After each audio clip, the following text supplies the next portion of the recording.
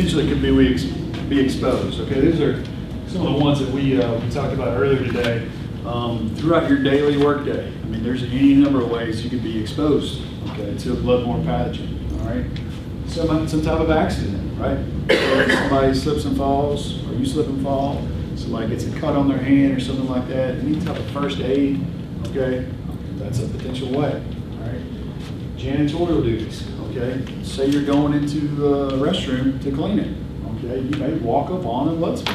Okay, or in the cafeteria cleaning it. Okay, there's any number of ways. Some type of fight breaks out. Okay, maybe somehow you get involved in trying to break it up or something. Somehow you get blood splattered on you. Okay, these are easily feasible ways. There's any number of ways. Anybody think of one right off the top of your head that we haven't talked about before? Self-inflicted. Attempted suicide. Absolutely, absolutely. All right, that's a good one. I want to mention that earlier. Yeah. So, any number of ways, you know, throughout your daily workday, okay, it's possible. Let's talk about your exposure control plan. Okay, exposure control plan. This training is actually part of your exposure control plan. These are kind of site-specific documentation for every facility. Okay, every facility has one. They're updated annually. You guys do this training every year, so that's an example of it.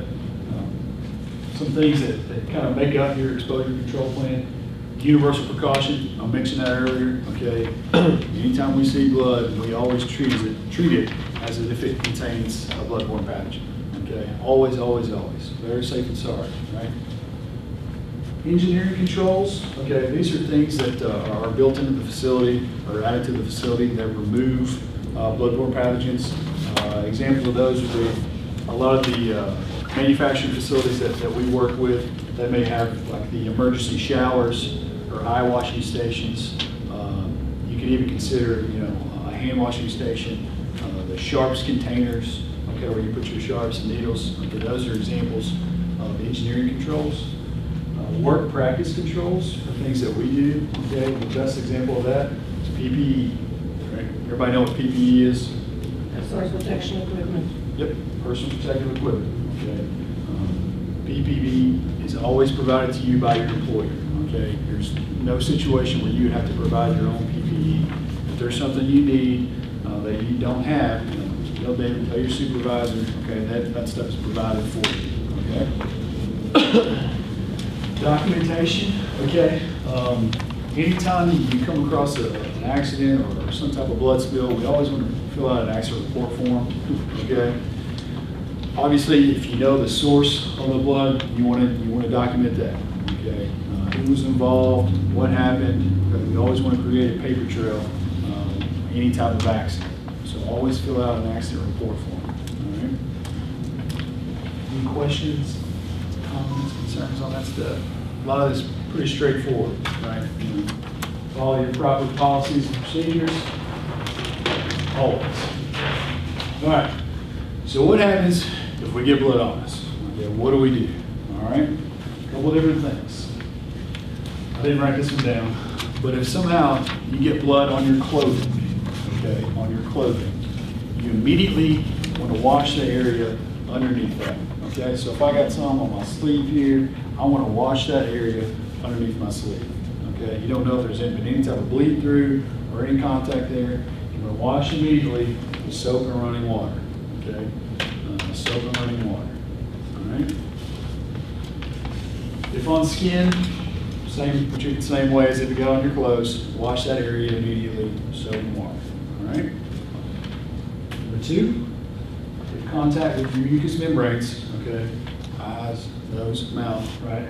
We want to flush and rinse with running water for 15 minutes, okay? I know it sounds like a long time, it is, but would you rather contract a bloodborne pathogen or would you rather stand under a faucet for 15 minutes?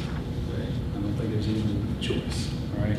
So when it gets in your eyes, in your nose, in your mouth, flush with running water for 15 minutes. That make sense?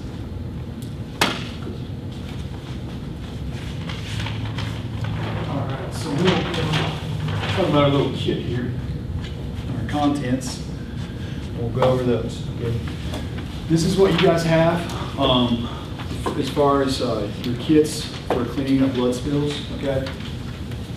I always go with this one just because of what we provide. There is more than one way to clean up a blood spill. Okay. These are the steps I go by when you're talking about these kits. So we'll go over the contents.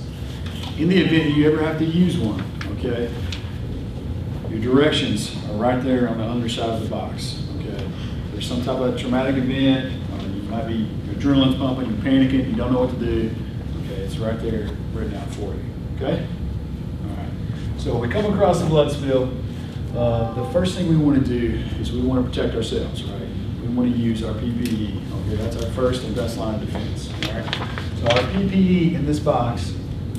All right. Number one, we have little booties. Okay.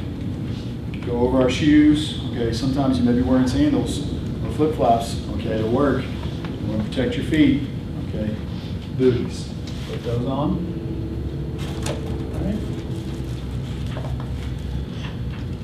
Face mask and shield. Okay, this goes over like this, okay, protects our mucous membranes, right?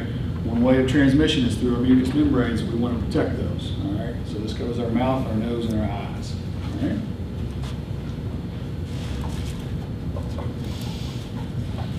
I'm not going to pull this out because it's so hard to fold back, but this is an apron, okay?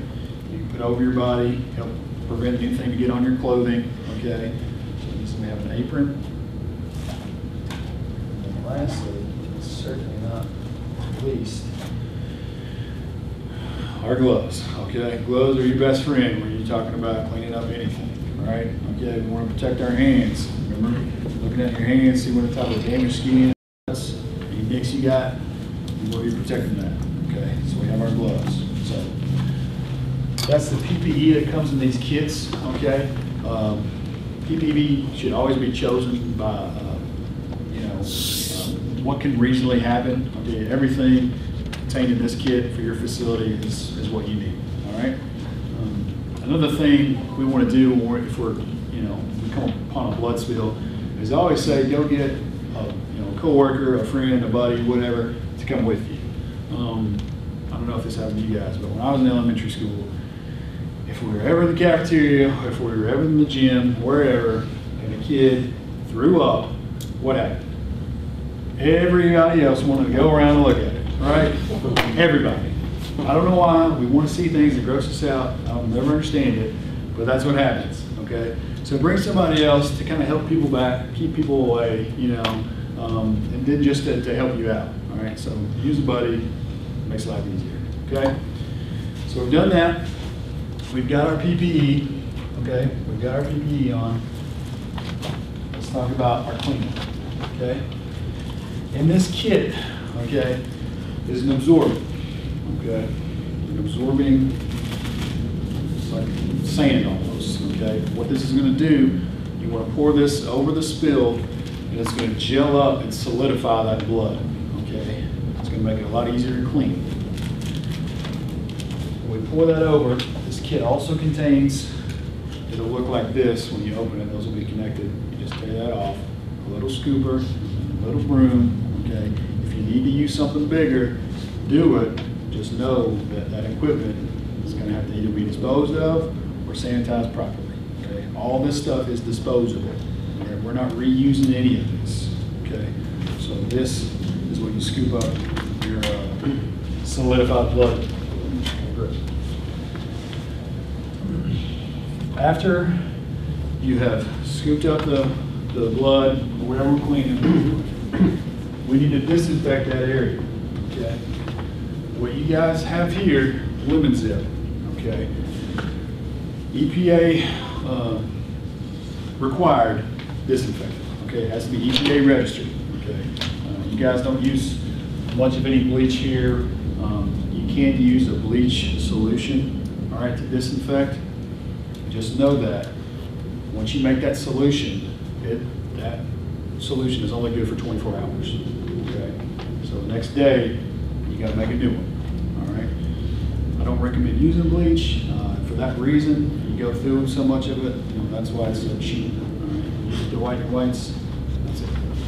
All all right? But disinfectant has to be EPA registered, okay? Has to have a TB kill claim, okay? Has to have an HIV, HPV, and HCV virucidal claim, okay? Has to have all those things, all right? So once we've scooped up our blood, and we've deposited it in one of the two red bags, okay? These are biohazard bags. They have to be red or some type of red-orange color, okay? Put it in one of these. We want to saturate that area with our disinfectant, okay? So spray it all around there. You can cover it. There's one little towel in here, so you probably want to use a couple more towels. Just use paper towel, that's fine. Cover that area, let it sit for 10 minutes, okay? 10 minutes, all right? Has to sit that long. All right? If you call the EPA up right now and say, hey, how long does it take to kill the germ? They're going to tell you 10 minutes, okay? There's studies out there, there's claims out there that, you know, I can kill this germ in 30 seconds or 1 minute, whatever, 10 minutes, all right? You want to make sure you kill everything, so give it that dwell time, all right? So we've covered it up, we've let it dwell for 10 minutes, now we need to clean everything up, okay? So we're going to put everything in our red bag, all right? Put everything you used, all the towels you used, all your PPE is disposable, right? Put all that in there, okay? The kit also comes with a couple of antiseptic towelettes, okay? These are used for, if by chance, when you're taking your gloves off, if you accidentally touch your skin or something, your glove, contaminated glove, you can take this towel, wipe it on your hands. All right, it's like an iodine prep little tablet you see in like operating rooms, it's all brown and stuff. That's what these are, okay? All right. So once we've got everything in our bags, what do? We just, can I throw this in that trash basket over there? No? Give it to Dave first. We want to make sure we dispose of these properly, okay? You cannot just throw these in the regular trash. Okay? That's a big, big no-no, big time. If you're not sure what to do with them, okay? Ask your supervisor, ask Dave, okay? You can call the fire department, you can call the health department, okay? They'll pick that stuff up for you. Just know this does not go in the regular trash, okay? Any questions on that? Concerns? How do you use one of those? When you put the coagulant in it and clean it up, disinfect and everything, it leaves the floor extremely slick in that spot. Is there anything, and we have concrete floors upstairs. Is there anything you can spray on it to where it's